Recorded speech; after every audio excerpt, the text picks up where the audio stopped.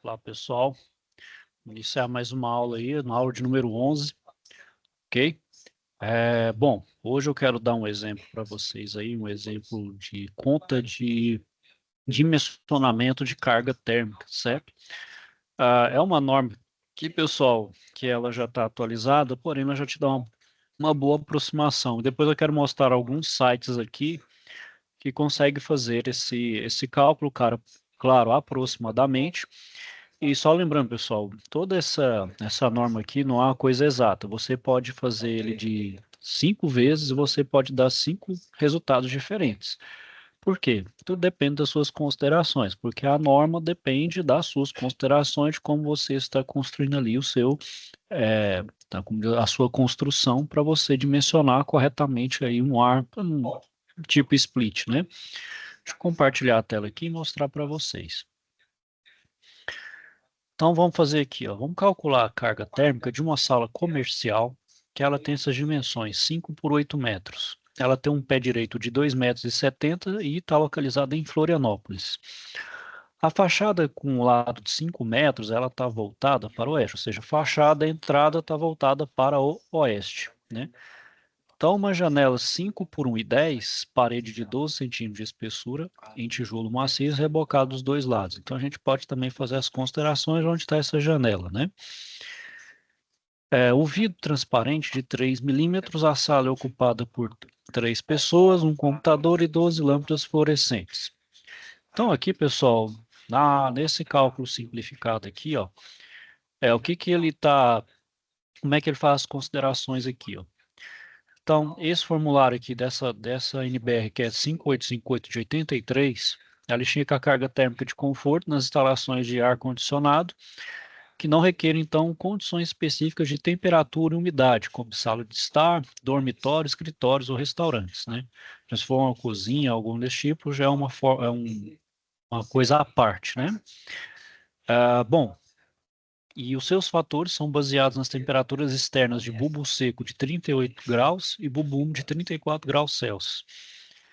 E esse formulário pode ser utilizado nas diversas localidades do território nacional, aplicando-se então um coeficiente de correção para o local em particular, que o anexo B eu vou mostrar mais para frente. Então vamos lá. Então, na utilização do formulário, recomenda-se preparar um croquis do ambiente a ser condicionado, mostrando as dimensões, janelas, portas e outros elementos que possam influir na carga térmica, indicando ainda a direção norte e sul, porque a norma ela pesa as indicações, parede voltada para o sul, para o norte, para o leste, para o oeste. Então, nesse caso aqui, ó, eu sei que a fachada está voltada para o oeste e a janela aqui eu posso fazer uma consideração se ela está voltada para o norte, para o sul, né? Vou depender aí das considerações. Então, a primeira coisa que a gente tem que calcular é a insolação. Então, a primeira coisa aqui é janelas, né? Insolação pela janela. Então, determinar a soma das áreas das janelas de cada parede e preencher a coluna quantidade. Então, a área, altura vezes largura da janela, é a abertura da parede no qual a mesa está fixada. Os fatores devem ser selecionados para cada caso. Entende-se por proteção interna, são as persianas, cortinas ou similares.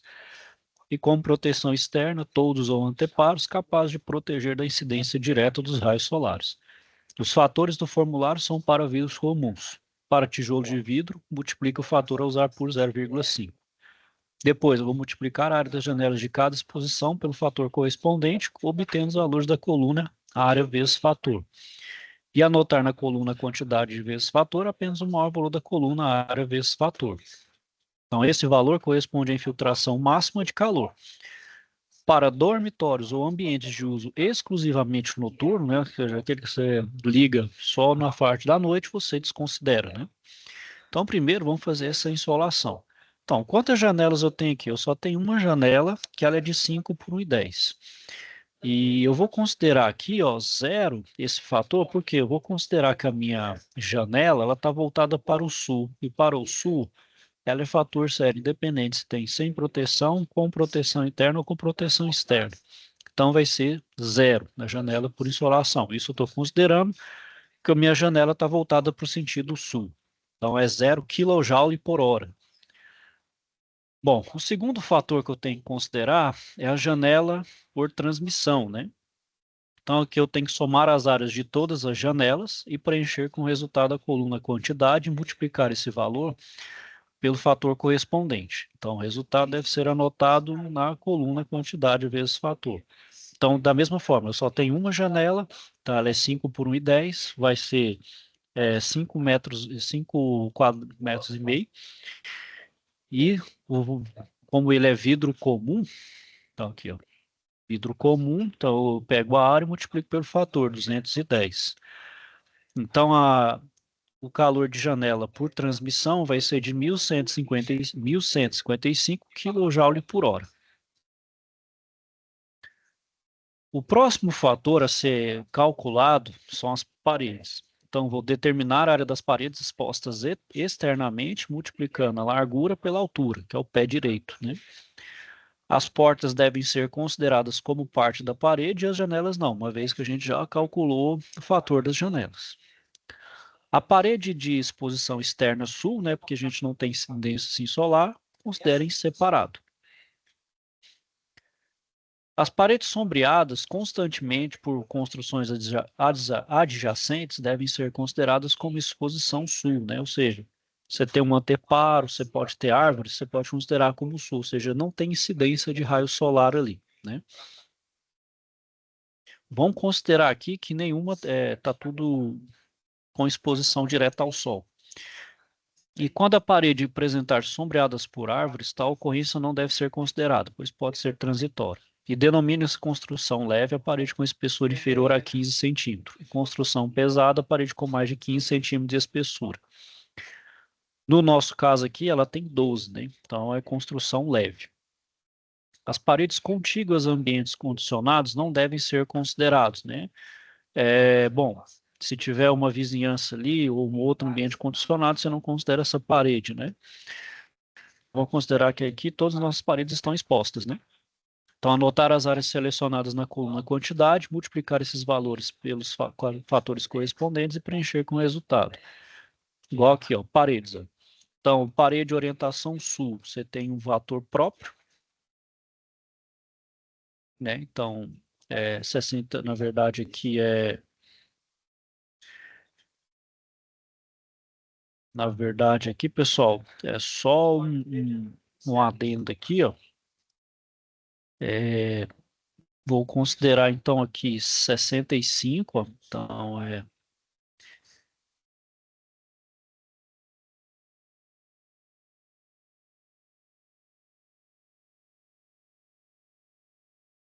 então, minha parede de construção sul, só refazer os cálculos aqui, ó, vezes 65, e aqui, ó, é mais, aí eu vou colocar entre parênteses, aí aqui é vezes 84. Aí vou refazer as contas aqui, certo? Vai dar um outro valor. Bom, então a área da parede sul é 8 vezes 2,70, né? Então tem que considerar todas as áreas aqui. Ó. Então é 8 vezes o pé direito. A área da parede oeste é 5 vezes 2,70. A área da parede norte é igual à área da parede sul. E a área da parede leste é igual à área da parede oeste, que tem 13,5. Né? Bom, então aqui, ó. Peraí que eu tenho que tá errado aqui. Só um minutinho.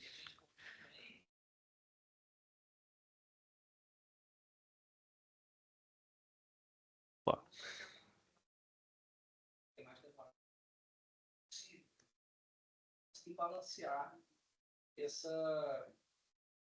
13 mais 13,5.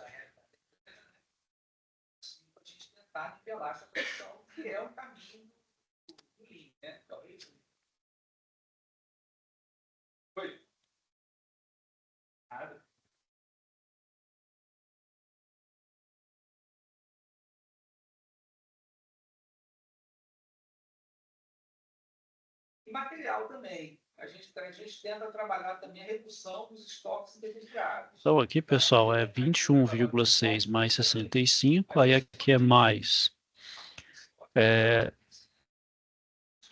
13,5 vezes 2, mais 21,6 vezes 84. Ok? Então aqui, ó, vamos fazer as contas aqui para a gente fazer certinho.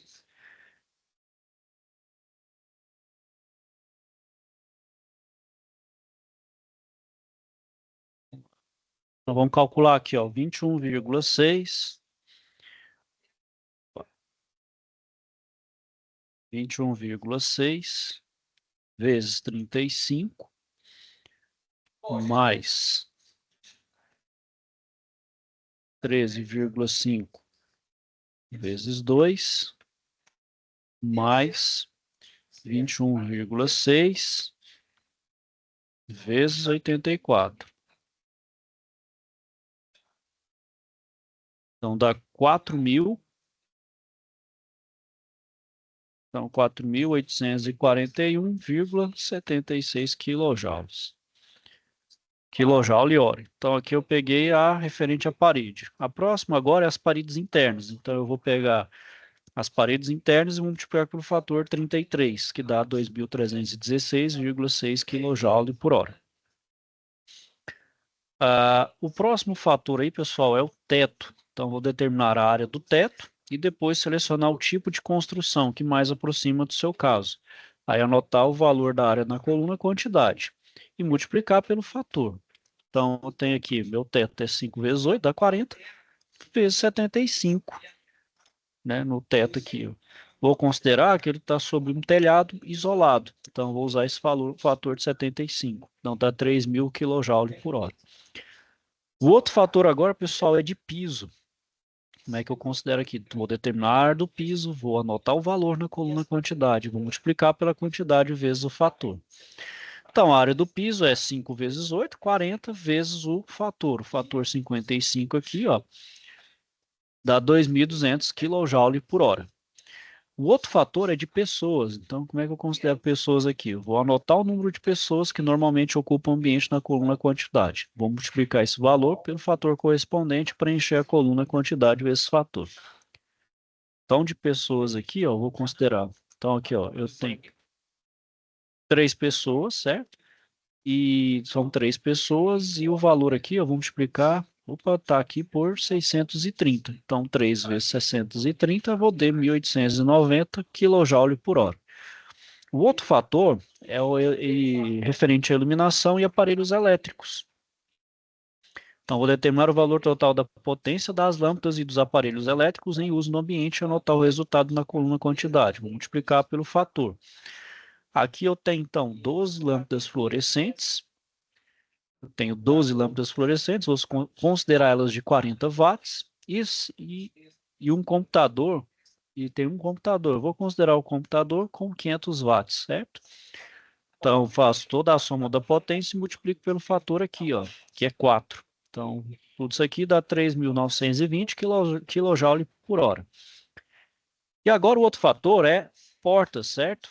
Então, vou considerar as portas aqui, ó, portas ou vãos. Então, vou determinar a área das portas ou vãos que permaneçam constantemente abertas para ambientes não condicionados e anotar o valor na coluna quantidade.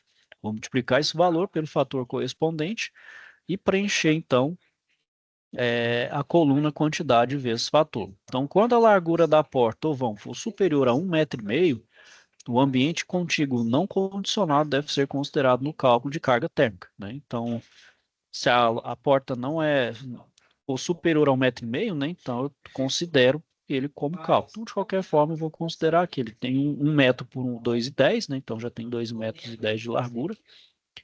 E vou multiplicar pelo fator, que é 630.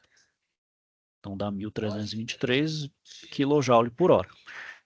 Agora eu vou fazer a soma. Então eu vou multiplicar aqui, ó, 1.155, agora aqui é 4.841, que é 4.841,76. Vou aproveitar arredondar aqui, ó, vou colocar 4.841. Aí aqui vai dar um valor, certo? Vamos somar aqui, ó. Então vamos lá, ó. 1.155 mais 4.841 mais 3.000 mais 2.200 mais 1.890 mais 3.920 mais 1.323. Então vai dar 18.000 18.329 kJ por hora. Vou multiplicar por 0,9, né? Então, o que é esse 0,9? É o fator de geográfico. No caso aqui, eu estou considerando Florianópolis. Para efeito prático, aqui está falando que ele está numa área que é 1, mas eu vou considerar 0,9 de toda forma. Então, vai ser, eu vou recalcular aqui, ó. Então, vamos lá, 18.319 vezes 0,9, 16.496,1 kJ por hora. E eu sei que 1 kJ por hora equivale a 0,947 BTU horas. Então, eu vou pegar esse valor, que é 16.496,1, e vou multiplicar então por 0,947. Então, dá 15.000. Então, dá 15.621,8 BTU hora. Né? Então, aqui, ó, eu tenho, então, o valor de 15.621,8 BTU hora, certo? Então, aqui, pessoal, a partir desse valor, eu acho, então, qual que é um... então, posso pegar lá um de 18.000, posso pegar um de 24.000 BTUs, né? Dependendo. Isso aqui, pessoal, então, para ter uma noção de dimensionamento. Então, para essa sala, especificamente aqui, eu vou precisar de posso pegar um piso teto de 18.000. Vou dar um exemplo para vocês aí, pessoal. Um site aí que é a Frigelar, certo? Ó, Frigelar. Qualquer outra de ar-condicionado, pessoal, vocês vão achar isso aqui, ó. Aí vocês vão vir aqui, ó, calcule os BTUs. Dá mais ou menos tá vendo, ó? Por que aqui vai dar um pouquinho diferente, ó? Porque ele vai ter outras considerações e outras simplificações, certo? Ali, por ser mais completo, vai dar isso aqui, vai dar um valor diferente. Então, para dar um valor mais exato, segue a norma. Ok, pessoal, era isso aí que eu queria mostrar para vocês, mais aí o efeito de cálculo, de como considerar, mas hoje a gente tem os softwares, rotinas no Excel, que você calcula nesses BTUs aí sem precisar fazer tudo manualmente, mas saiba que isso aí existe e como fazer, quais são as considerações, o que se leva em conta. Né? Então, o principal que a gente leva em conta é o fator de insolação, né? Então, aquilo que entra de sol, por exemplo, no ambiente, o que é absorvido também na parede, né? Então, insolação externa e interna que recebe ali o calor, né? Questão de convecção também, calor, pessoas, né? Então, pessoas, a luz também gera calor, né? Aparelhos eletroeletrônicos, enfim, tudo gera calor, né? Então, isso tem que ser considerado, porque é o calor que justamente eu preciso retirar para climatizar o meu ambiente. Então, preciso tomar cuidado para não subdimensionar, né?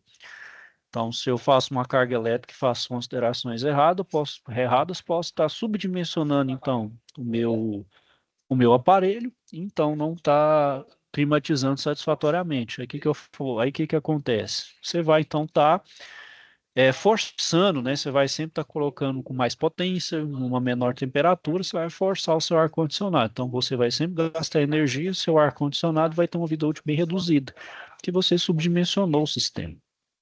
Né? Então, isso aqui é importante, essa carga térmica, para te dar uma noção do quanto você precisa, por exemplo, para climatizar um determinado ambiente.